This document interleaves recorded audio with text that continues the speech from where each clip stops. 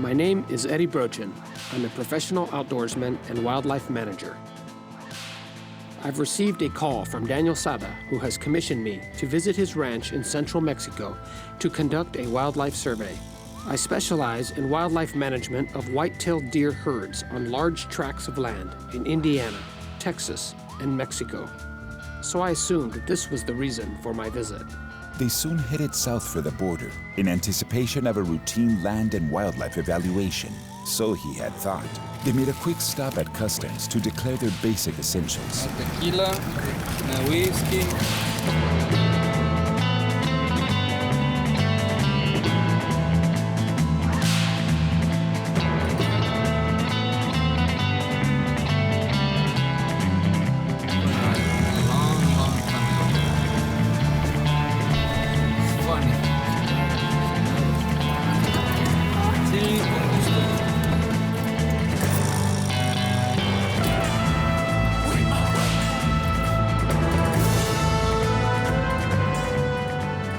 Now the sportsman and his crew were finally through the border and headed through the interior of Mexico. As we approached the checkpoint, I didn't want to draw any unnecessary attention, so I ordered the cameras to be put down. Put the cameras down, put the cameras down. This is good also. This is good. Yeah. Really good, actually. It makes me proud to see them working and here with their presence, taking care of the area.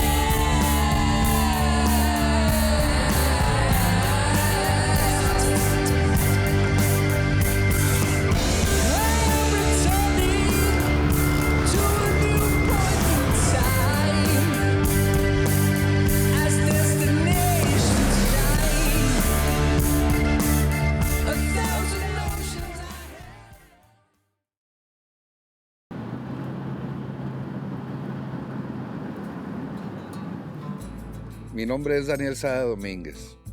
Yo soy productor agropecuario. Soy el dueño de este rancho. Aquí se conoce como Rancho El Cerrito.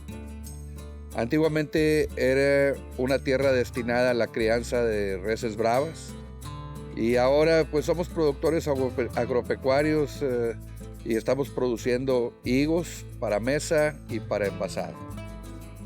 Criamos toros aquí desde mi abuelo. En la época de 1920 él pidió su primera corrida de toros y nosotros ya con el nombre del Cerrito empezamos a lidiar desde el año de 1968.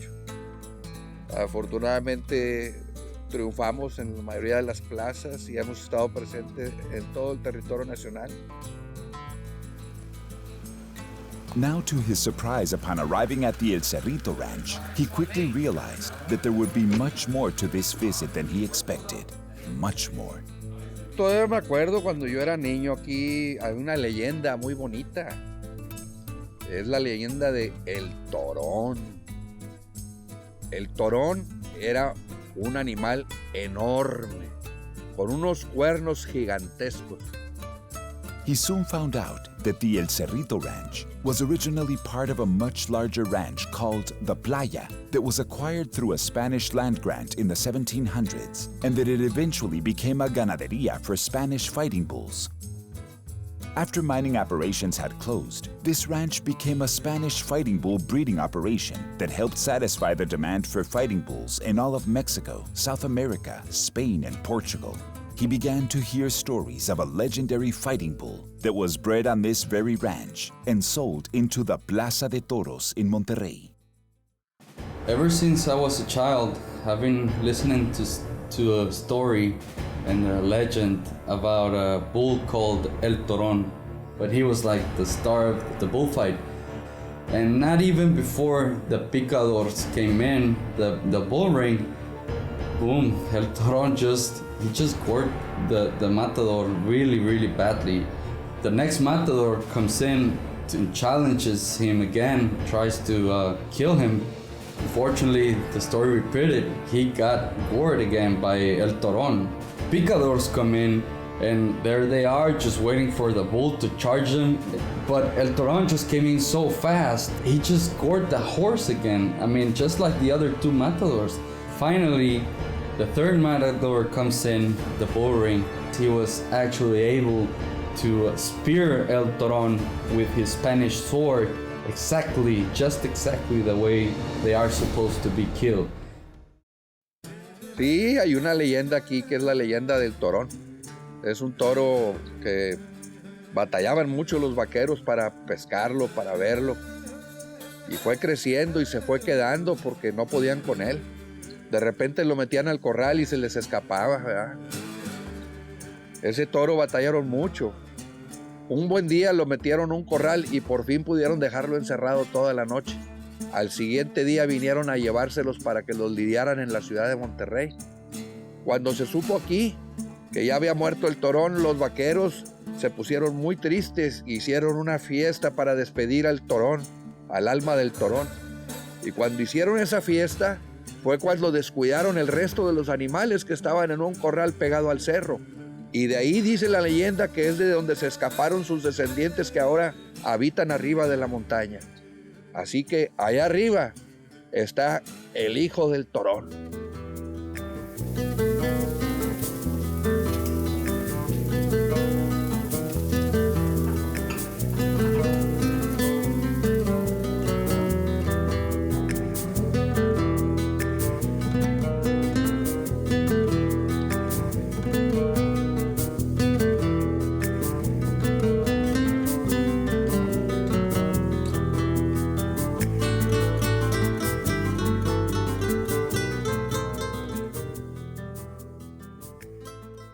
It wasn't long, and the sportsman was packed and ready for what would be one of his most exhilarating adventures of his career, a hike to 5,000 feet, where allegedly now lives the magnificent, legendary mountain bull. Morning, Danny.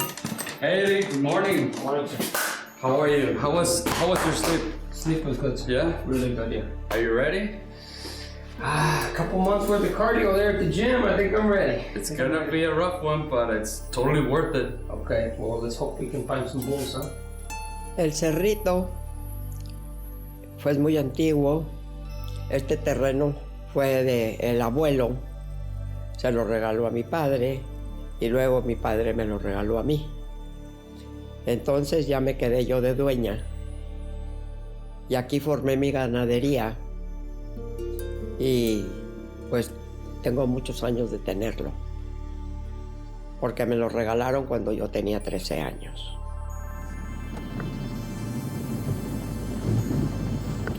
So here we go, Eddie. This is it. We're finally getting close. I mean, it looks like we've been driving towards this mountain for an hour, and it's still way over there. It's like you never get there, you know? Right.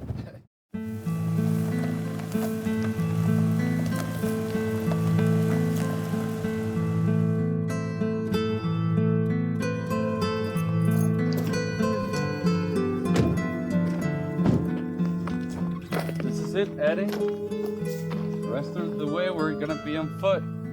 Let's do it.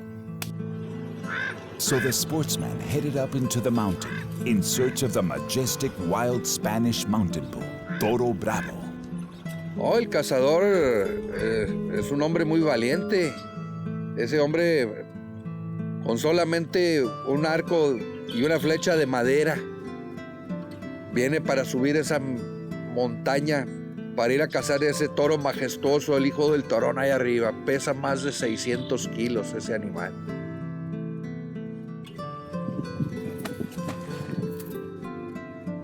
Nos dimos cuenta de que se nos iban al cerro, entonces porque buscábamos los números y no los encontrábamos muertos en ningún lado, pues ¿dónde andan? Luego hubo quien viera que los toros subían al cerro, se quedaban allá pero no podían bajar. Entonces muchos toros se fueron a la meseta del cerro y allá se quedaron y allá están, allá hay muchos. Unos ya se han muerto allá, pero como se fueron machos y hembras, hay criadero de toros arriba. Allá nacen y allá se quedan.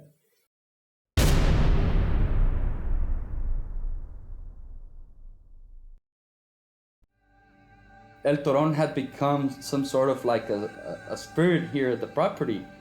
So when this bull died, his bloodline basically won their freedom, because back at the ranch, the vaqueros at the time basically sat around and told stories about the legend of El Toron, and nobody worked. When these bulls escaped, they actually returned to their place of origin.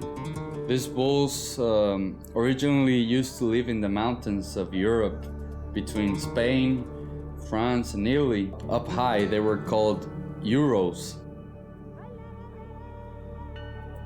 It was a tremendous test of their endurance and will to succeed, as the mountain itself posed the greatest challenge.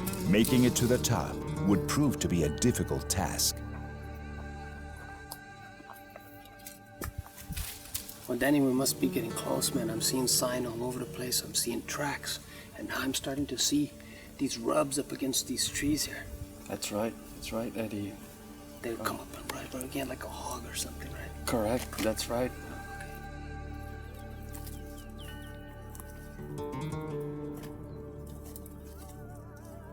Danny, what is this place right here? This is base camp or what? Yeah, this is actually base camp. This is one of the mining tunnels the miners dug out back when they had their operations running. It's gonna be our best source of water up here in the mountain. Okay. And when the time is right, we can even find some peaches. You can see all these old peach trees and the fig trees. They were all planted here by the miners 100 years ago. They're still living here from the water. Yeah, Eddie. All right, well, let's, I can take my backpack off and rest for a bit, and let's grab some water.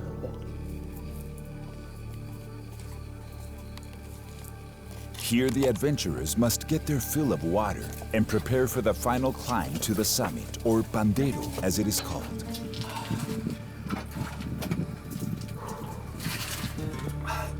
Coldest, sweetest water around the place. Delicious. Delicious.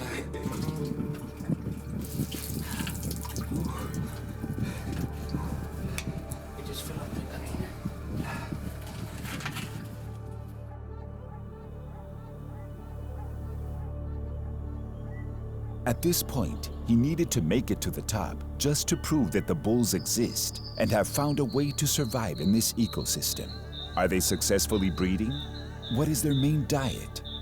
Where do they get water? These were some of the questions that were running through his mind.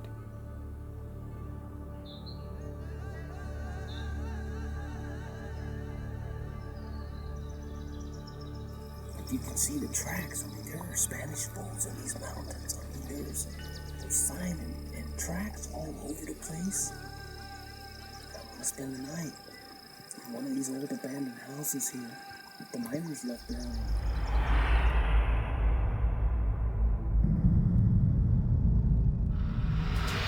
Two packages of oysters, one thing of tuna left, two things of tuna, that's it. Mm-hmm. So, gotta make it count. We better kill some tomorrow morning. I hope so. Man.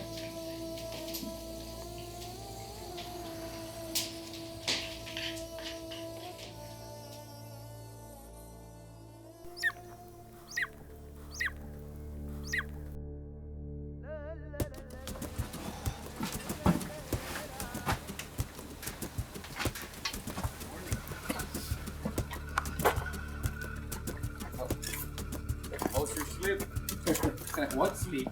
From here on out, the trail to the top consists of only trails used by the bulls, so the toughest climb was yet to come. More proof right here that Spanish bull herds are indeed thriving right here and are wild. I actually took the skull and horns of this bull last year, and he now decorates our main entrance to our home down at the ranch. Oh, okay. But yeah, he died here of natural causes, just with age. Old age. He came in and tried to look this really nice area. He just laid down, He liked it here. put himself to rest. Very nice. Yeah. Oh, but listen.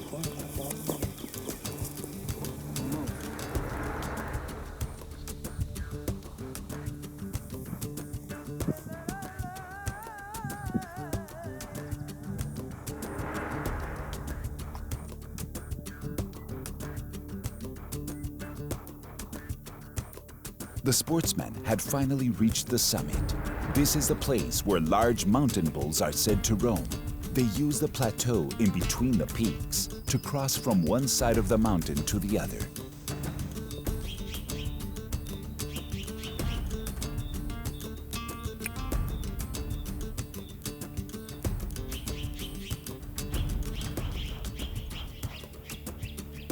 After reaching the summit, Daniel had to say goodbye, as he was running late for his cousin's wedding.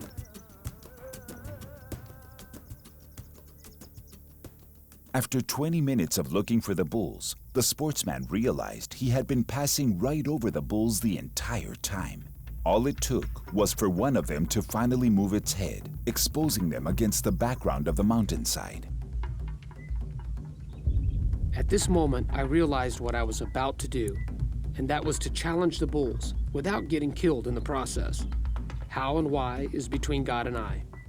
I didn't come all this way to back down now, and I was willing to risk my life just for the experience.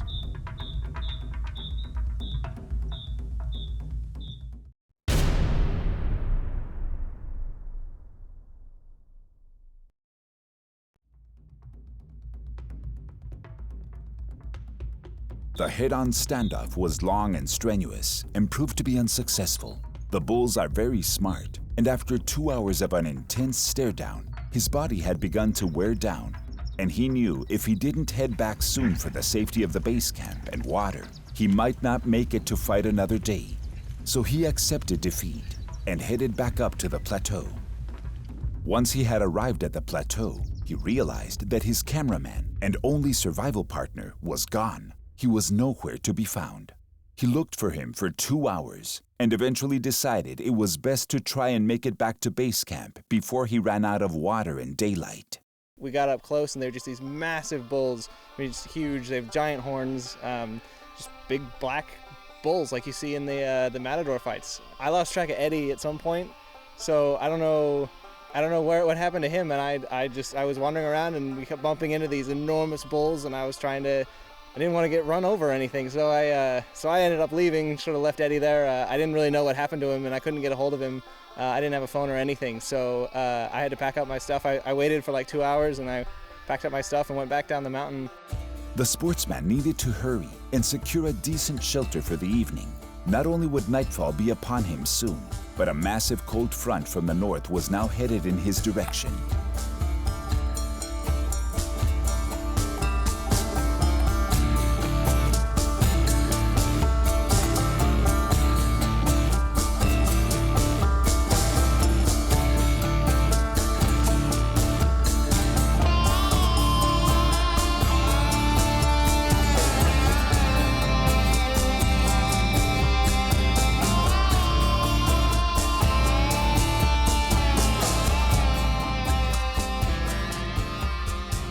He sensed the coming cold, so he gathered as much firewood as he could in anticipation of the evening to come.